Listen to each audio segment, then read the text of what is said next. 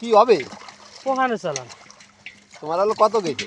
1,10,000 1,10,000 টাকা গড়ে নিছে, তা 5,000 টাকা খাবার কিনছে, আর 1 লাখ টাকা আছে। ফেলা দাও। চালান কত? চালান তো 2 লাখের উপরে। তোমার সবচেয়ে বেশি কত গেছে?